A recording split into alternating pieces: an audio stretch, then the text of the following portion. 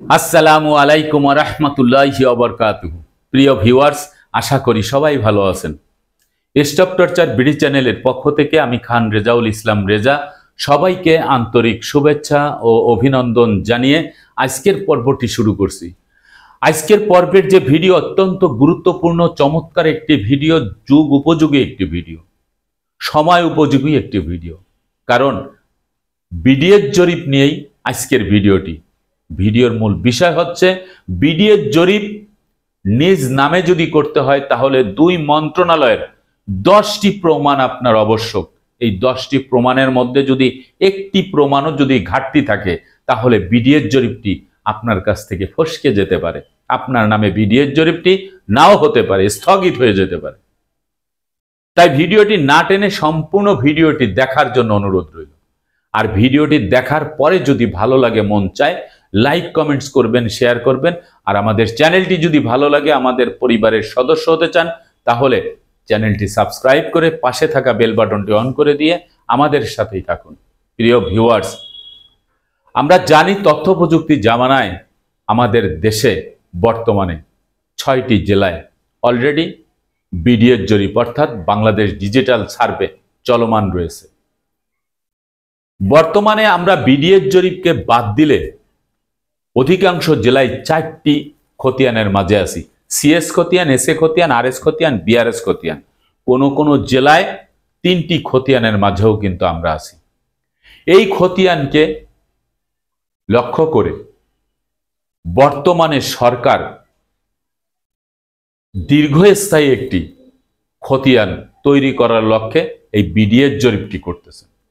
এই Bangladesh digital survey এটি যখন করা হয়, আমরা একটু জেনে নেই যে যখন জরিপ কার্য পরিচালনা করা হয়, এই জরিপ কার্য পরিচালনা করার সময় 1 নম্বরে রেকর্ড খতিয়ান সংশোধন বা রেকর্ড খতিয়ান তৈরি করা হয়, পাশাপাশি আপনার যে মানচিত্র, জমির যে নকশা বা ম্যাপ, এটিও কিন্তু করা হয়।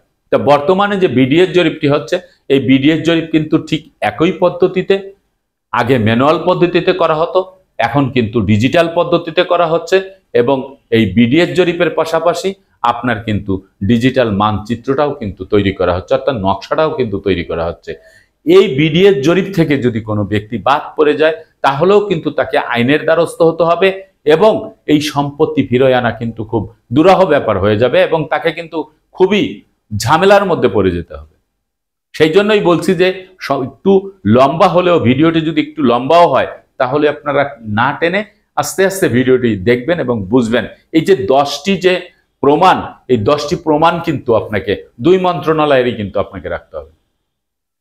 দুই মন্ত্রণালয় বললাম এই জন্যই যে জমি সংক্রান্ত বিষয়ে যে লিডিং বা যে গাইড, যে কার্যক্রম পরিচালনা করা হয়, এটা কিন্তু সাধারণত আমাদের দেশে 2টি মন্ত্রণালয় করে থাকেন। একটি হচ্ছে আইন মন্ত্রণালয় আর একটি হচ্ছে ভূমি মন্ত্রণালয়। আইন মন্ত্রণালয় হচ্ছে সাব রেজিস্ট্রার নিয়ন্ত্রণ করে এবং এই সাব রেজিস্ট্রার অফিসে আমাদের যেই সকল ডিড বলেন, এগ্রিমেন্ট বলেন, আপনার রেজিস্ট্রি বায়নাপত্র বলেন, যত ধরনের কাগজপত্র রেজিস্ট্রি করতে হয়, সম্পত্তি, স্থাবর অস্থাবর সম্পত্তি, সবই কিন্তু সাব রেজিস্ট্রার অফিস থেকেই কিন্তু করতে হয়। তাহলে এই যে জমি সংক্রান্ত বিষয়ে আমরা যখন জমি বেচা কেনা করি, হস্তান্তর করি, তখন সাব রেজিস্ট্রার অফিস থেকেই কিন্তু এটি করতে হয়। এই সাব রেজিস্ট্রার অফিসের কাজই হচ্ছে শুধু রেজিস্ট্রি করা। এই আইন মন্ত্রণালয়ের অধীনে যে সাব রেজিস্ট্রার অফিস, এই সাব রেজিস্ট্রার অফিস থেকে আপনি জমি রেজিস্ট্রি করে নিলাম। আর ভূমি মন্ত্রণালয় কিন্তু বাকি সকল কার্যক্রম, জমির মালিকানা থেকে শুরু করে খতিয়ান বলেন, নামজারি বলেন, খাজনা বলেন, যত কিছু আছে সবকিছুই হচ্ছে ভূমি মন্ত্রণালয় কর্তৃক যে সংশ্লিষ্ট বিভাগ আছে প্রত্যেকটি জেলায়, প্রত্যেকটি উপজেলায়, প্রত্যেকটি ইউনিয়নে ভূমি অফিস, উপজেলা ভূমি অফিস এরা করে থাকে। তাহলে এই 2টি মন্ত্রণালয়ের 10টি প্রমাণ কিন্তু আপনার 100% আপনার কিন্তু থাকতে হবে। তো সর্বপ্রথমে 1 নাম্বার হচ্ছে, যদি আপনি ক্রয় সূত্রে মালিকানা যদি পেয়ে থাকেন, আপনি যদি জমি ক্রয় করে থাকেন, তাহলে সেই আইন মন্ত্রণালয়ের যে দলিলটি, অর্থাৎ সাব রেজিস্ট্রার অফিস থেকে যে দলিলটি দেওয়া হয়েছে, সেই দলিল কিন্তু আপনার কিন্তু থাকতে হবে, বৈধ দলিল। যেই দলিলটি সাব রেজিস্ট্রার মহোদয় স্বাক্ষর করেছেন, তার বৈধ সিল এবং তার স্বাক্ষর দিয়ে যে দলিলটি বালাম বইতে এন্ট্রি করা আছে, সেই দলিলটি কিন্তু আপনার থাকতে হবে। এবং দাতার কাছ থেকে সম্পত্তি ক্রয় করেছেন, সেই দাতার দলিলটি অর্থাৎ বায়া দলিল হিসেবে আপনার কাছে কিন্তু থাকতে হবে। এটি হচ্ছে আইন মন্ত্রণালয়ের সাব রেজিস্ট্রারের ডকুমেন্টস, এটি কিন্তু থাকতে হবে। 2 নাম্বার হচ্ছে নামজারি খতিয়ান। আপনি যে সম্পত্তিটি ক্রয় করেছেন এই সম্পত্তিটি আপনি নামজারি খতিয়ান করেছেন কিনা, অর্থাৎ নামজারি আপনার নামে করেছেন কিনা, পূর্বের মালিকের কাছ থেকে সম্পত্তি আপনার নামে এনে ভূমি অফিসে আপনার একটি ফাইল ওপেন করা হয়েছে কিনা, একটি হোল্ডিং নাম্বার খোলা হয়েছে কিনা, আপনি ব্যক্তি মালিকানা অর্জন করেছেন কিনা, আপনাকে নামজারি খতিয়ান দিয়েছে কিনা, এটা আপনি ইনশিওর হয়ে আপনি সেই খতিয়ানটি আপনার কাছে থাকবে, যেটি হচ্ছে নামজারি খতিয়ান। 3 নম্বরে হচ্ছে আপনার জমির যে খাজনা দিয়েছেন, যে ভূমি উন্নয়ন কর যেটাকে দাখিলা বলি, সেই ভূমি উন্নয়ন করের যে রসিদ, সেই রসিদটি কিন্তু আপনার থাকতে হবে। 4 নম্বরে হচ্ছে ভূমির যে সর্বশেষ যে হালনাগাদ যে রেকর্ড খতিয়ান, সেই রেকর্ড খতিয়ানটি আপনার কিন্তু থাকতে হবে। এই রেকর্ড খতিয়ান না থাকলে যদি ভুল ত্রুটি থাকে, মকদ্দমা দিয়ে আপনার মামলা চলমান রাখলেও আপনি বেঁচে যেতে পারবেন। আর যদি আপনি সেটা না করে থাকেন, তাহলে আপনার যদি থেকে থাকে, যদি আপনার নামে হালনাগাদ রেকর্ড খতিয়ান হয়ে থাকে, তাহলে সেই হালনাগাদ রেকর্ড খতিয়ানের কপি আপনার কিন্তু 100% থাকতে হবে।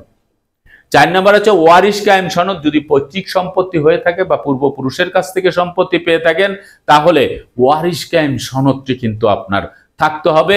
যেই ওয়ারিশ কায়েম সনদের ভিতরে একজন ওয়ারিশের নাম কিন্তু বাদ পড়বে না। যদি কোনো ওয়ারিশ মৃত্যুবরণ করে থাকে, তাহলে সেই মৃত ব্যক্তির যারা ওয়ারিশ আছে, সেই ওয়ারিশের নামও কিন্তু ওয়ারিশ কায়েম সনদে দিতে হবে। আমি সামান্য একটু সিস্টেম বলে দেই। যে ব্যক্তি মারা যাবে তার নাম লেখে মৃত রহিমউদ্দিন লেখে, তার রেখে যাওয়া ওয়ারিশ টেবিল আকারে নিচেই কিন্তু তার নামগুলি দিয়ে সুন্দরভাবে ওয়ারিশ কায়েম সনদ নিতে হবে। রেশারেশি, হানাহানি, জ্ঞানজাম, ফ্যাসাদ করে কোনো ওয়ারিশের নাম বাদ দিয়ে যদি ওয়ারিশ কায়েম সনদ আপনি নিয়ে আসেন, আর সেই ওয়ারিশ কায়েম সনদ যদি আপনি সাবমিট করেন, আর এটি যদি তার বঞ্চিত ওয়ারিশটা যদি ডিসপুট দেয়, বিবাদ করে, তাহলে আপনার কিন্তু শাস্তি হতে পারে। এমনকি আপনার নামে কিন্তু সেই বিডিএর জরিপটি হবে না, স্থগিত হয়ে যাবে। এই বিষয়টি কিন্তু মাথায় রাখতে হবে। তারপরে হচ্ছে আপনার আদালতের ডিগ্রি। যদি কোনো মামলা করে থাকেন কোনো ব্যক্তি, সেই মামলার রায় যদি আপনার পক্ষে চলে আসে এবং সেই মামলার যে ডিগ্রি বা জাজমেন্ট বা রায়, এই রায়ের যে কপি, সেই কপিও আপনি রাখবেন। প্রয়োজনে আপনি আরজির কপিটাও কিন্তু ফটোকপি হিসেবে আপনি রাখতে পারেন, আপনার উপকারার্থে, আপনার সুবিধার্থে এটি রাখা একান্ত প্রয়োজন। এটি কিন্তু ভুলে গেলে হবে না। তারপরে হচ্ছে 7 নম্বরে হচ্ছে জমির প্রকৃত মালিকানার দখলদার, অর্থাৎ আপনি যে সম্পত্তির মালিক, সেই সম্পত্তির আপনার দখলে আছে কিনা।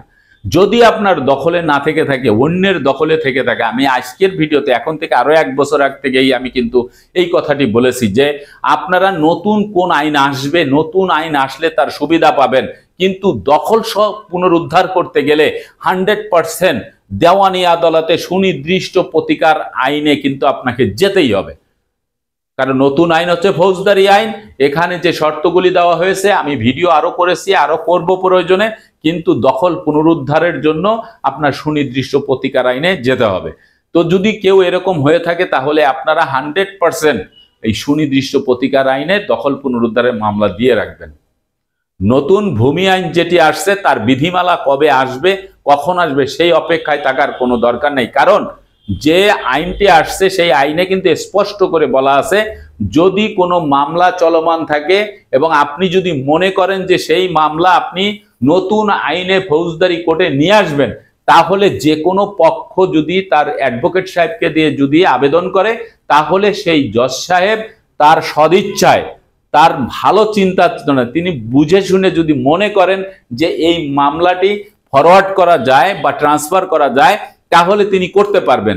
তাহলে যে কোনো পক্ষ আবেদন করলেই মামলাটি নিয়ে আসতে পারবেন। তাহলে দেরি না করে আপনাকে কিন্তু সেই সুনির্দিষ্ট প্রতিকার আইনে দখল পুনরুদ্ধারে মামলা দিয়ে রাখা ভালো, যদি আপনার সম্পত্তি আপনার দখলে যদি না থেকে থাকে। এটি হচ্ছে 7 নাম্বার। 8 নাম্বারে হচ্ছে আপনার সম্পত্তি সবকিছু ঠিক আছে, আপনি সম্পত্তি দখলে আছেন। এখন এই যে দখলে আছেন, আপনার যে সীমানা পিলার আছে, আপনি সম্পত্তি ক্রয় করে আপনার সম্পত্তির কোনো সীমানা পিলার নেই, আরেকজনের সম্পত্তির সাথে আপনার সম্পত্তি একাকার হয়ে আছে। দেখা গেছে যে আপনি সম্পত্তি ক্রয় করেছেন, পাশে আপনার ভাইও সম্পত্তি ক্রয় করেছে, আপনার বোনকেও একটু সম্পত্তি ক্রয় করে দিয়েছেন, 3-4 ভাই বোন মিলে 4-5 দলিলে যার যার ব্যক্তিগত দলিল আছে, কিন্তু আপনারা কোনো সীমানা পিলার দেন নাই। এই যে সীমানা পিলারটি দেন নাই, এটিও কিন্তু আপনাকে ক্ষতি করতে পারে। এই জমি মাপ দেওয়ার সময় আপনার জমি আপনার ভাইয়ের মধ্যে চলে যাবে, ভাইয়ের জমি বোনের মধ্যে যাবে, বোনের জমি আরেকজনের ভিতরে চলে যাবে। এই জন্য 1 নাম্বার কাজ হচ্ছে আপনাদের যে সীমানা পিলারগুলি অস্পষ্ট না রেখে, অনেকে দেখি ছোট্ট একটু ইট দিয়ে রাখে, অথবা ছোট্ট একটু গাছ লাগায় রাখে, অথবা একটা মনে করেন সিম্বল দিয়ে রাখে যে এটা আমার সীমানা। আপনি বুঝলে হবে না, এটা সরকারি কর্মকর্তা যারা জরিপকারক আছে তাদের বুঝতে হবে। আপনি হয় সীমানা পিলার তৈরি করে সেখানে বড় করে লাগাবেন, অথবা আপনি বাহিরে কিনতে পাওয়া যায়, আপনি 4 কোণায় 4টি সীমানা পিলার কিনলেন বা 10টি সীমানা পিলার কিনে আপনার জমি রক্ষণাবেক্ষণ করার জন্য আপনি সীমানা পিলার দিয়ে রাখবেন, আপনার জন্য সুবিধা হবে। এটি গেল হচ্ছে আপনার সীমানা পিলার। তারপরে হচ্ছে 9 নাম্বার হচ্ছে আপনার যেই কাগজপত্রগুলি আছে, এই কাগজপত্রগুলি সম্পূর্ণভাবে আপনি একত্রিত করে একটা ফটোকপি একটি সেট কমপ্লিট করে রাখবেন। এই কমপ্লিট করে যখন আপনার এলাকায় জরিপকারকরা যাবে, জরিপ কর্মকর্তারা যাবে, যারাই যাবে তাদেরকে যেন আপনি দেখাইতে পারেন যে এই জরিপ কার্যক্রমের জন্য আমার সকল জিনিসপত্র রেডি আছে। অন গ্রাউন্ডে আপনি সীমানা পিলার তো দেওয়াই আছে, প্লাস আপনার যে 2 মন্ত্রণালয়ের কথা বলতাম, এই 2 মন্ত্রণালয়ের যে কাগজপত্র, আপনার দলিল, বায়া দলিল, তারপর আপনার খাজনার রসিদ, নামজারির খতিয়ান, রেকর্ড খতিয়ান, যা যা আছে সবকিছুর একটি ফটোকপি সেট করে রাখবেন। আপনি মেইন কপিটার একটি সেট করে ফাইলবন্দি করে রাখবেন, ফটোকপির একটি সেট ফাইলবন্দি করে রাখবেন। যারা আসবে তাদেরকে, যারা জরিপকারক তাদেরকে ওই ফটোকপির সেটটা তাদের হাতে ধরায় দিবেন। তারা সুন্দর করে দেখবে যে আপনার সবকিছু আছে, আদালতের রায় আছে, আপনার নামজারি খতিয়ান আছে, সবই তো সংশ্লিষ্ট বিভাগের সিল স্বাক্ষর মারা। অতএব এখানে তো ছলছাতুরি করার কোনো সুযোগ নেই, তারা দেখলেই বুঝতে পারবে। তারপরে হচ্ছে নাম্বার 10, সেটি হচ্ছে যদি তারা সম্পূর্ণ জরিপে যদি আপনার কোনো ভুল হয়ে থাকে, আপনি যদি মনে করেন যে আপনার 1% জমি কম আসছে, 1% জমি বেশি আসছে, দেখেন কম হলে যেমন আপনি নিবেন না, তেমনি সৎভাবে আপনার যদি 1% বেশি এসে 10% থেকে 11% হয়, সেটিও কিন্তু আপনি স্যারেন্ডার করবেন, না হলে পরবর্তীতে আপনাকে কিন্তু মামলার পক্ষ করবে। এই জন্য ওই সময় আপনি কিন্তু ডিসপুট বা বিবাদ যে ফর্ম আছে, এই ডিসপুট বা বিবাদ ফর্ম সিগনেচার করে আপনি আবেদন করবেন এই জমি সেটেলমেন্টে, তাহলে আপনার সেই জিনিসটা খুব দ্রুত সংশোধন হয়ে আসবে। এই যে 10টি পয়েন্ট, এই 10টি পয়েন্ট থেকে বিডিএ জরিপের কোনো ব্যক্তি যিনি জমির মালিক তার সরে যাওয়ার কোনো কায়দা নেই। এই 10টি পয়েন্ট যদি আপনারা ঠিক করে রাখেন, তাহলে বিডিএ জরিপ আপনার নামে 100% হবে, এতে কোনো ভুল নেই। কারণ এই 10টি পয়েন্টই আমি অনেক চিন্তা ভাবনা করে তারপরে এই 10টি পয়েন্ট নোট করে তারপর আপনাদের সামনে উপস্থাপন করলাম। এই জন্যই যে এটি আমার একটি পরিবার, এই স্টপ টর্চার বিডি এটি আমার একটি পরিবার। যারা সাবস্ক্রাইবার, যারা ভিউয়ার্স, এরা আমার পরিবারের সদস্য। তারা যেভাবে এই সম্পত্তিটি সুন্দরভাবে সরকারের সংশ্লিষ্ট বিভাগ থেকে নিজের নামে এন্ট্রি করতে পারে, সেই বিষয়ে তাদের পরামর্শ দেওয়া আমার একান্ত দায়িত্ব এবং কর্তব্য মনে করে আজকের ভিডিওটি তৈরি করা। আপনাদের যদি ভালো লেগে থাকে তাহলে পর্যাপ্ত পরিমাণ শেয়ার করবেন এবং সাবস্ক্রাইব করবেন। আপনার একটি শেয়ার এই ভিডিওটি আরো অনেককে দেখার সুযোগ করে দেবে। প্রিয় ভিউয়ার্স, এই প্রত্যাশায় আজকের মতো ভিডিওটি এখানে শেষ করছি। আগামীতে দেখা হবে অন্য কোনো ভিডিও নিয়ে। সেই পর্যন্ত সবাই ভালো থাকবেন, সুস্থ থাকবেন আর আমার জন্য দোয়া করবেন। আল্লাহ হাফেজ।